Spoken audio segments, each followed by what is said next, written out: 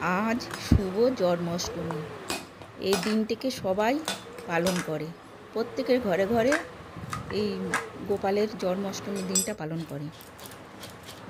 আমি সকাল সকাল ঘুমের থেকে উঠে স্নান টান সেরে ফুল তুলে ঠাকুরের বাসন মেজে গোপালকে তুলে সব কিছু সুন্দর করে গুছিয়ে গাছিয়ে নিয়েছি।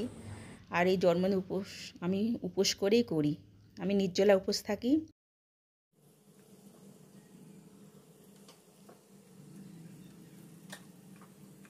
12টা 1-এ গোপালের জন্ম হয়েছিল। আমি উপোস থেকেই গোপালের জন্য তালের বড়া, মালপোয়া, তারপরে লুচি, সুজি, নাড়ু, তালের ক্ষীর এই সমস্ত তৈরি করে রেখে দিই। তারপর ঠিক রাত 12টা 1-এ আমি গোপালকে অভিষেক করিয়ে তারপরে গোপালের মুখে মিশ্রি মাখন দিয়ে তাকে নতুন জামা বস্ত্র পরিয়ে সাজিয়ে গুজিয়ে আমি বসিয়ে রাখি।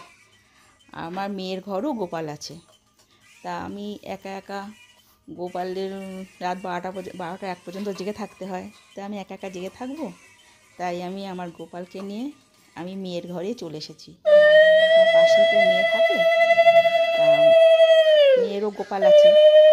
আমরা 2 মা মেয়েতে একসঙ্গে এই গোপাল পুজোটা করি।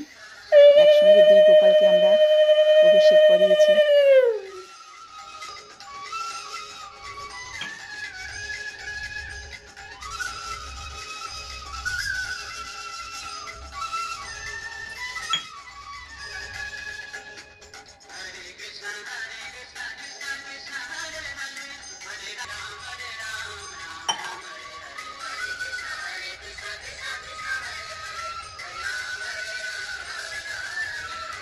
নতুন জামা নিয়ে এসেছিলাম কিনে, তাই আমি গোপালকে নতুন জামা পরাচ্ছি।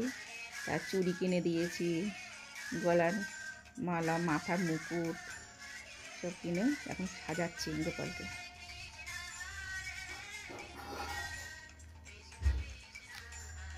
মেয়েও তাই সব কিছু কিনে নিয়ে এসেছিলো, সাজিয়ে এখন গোপালকে বসানো হয়েছে। গোপাল আজকে সারা রাত ধরে এখানেই এভাবে বসে থাকবে। তার সামনে আমরা মাখন মিষ্টি দিয়ে রেখেছি। আর সারা রাত ধরে আমি প্রদীপ জ্বালিয়ে রেখে দেবো, প্রদীপ নেবাবো না। সামনে ভোগ দেওয়া হয়েছে, লুচি, সুজি, তালের ক্ষীর সব দিয়ে সামনে দিয়ে পুজো করা হয়েছে, মালপোয়া।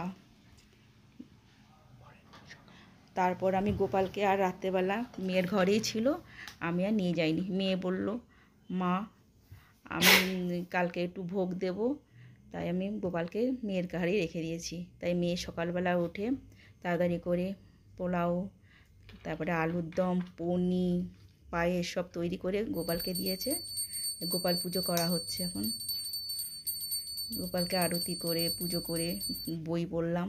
এভাবেই আমরা জন্মাষ্টমী ব্রত পালন করলাম। ভালো লাগলে লাইক করুন।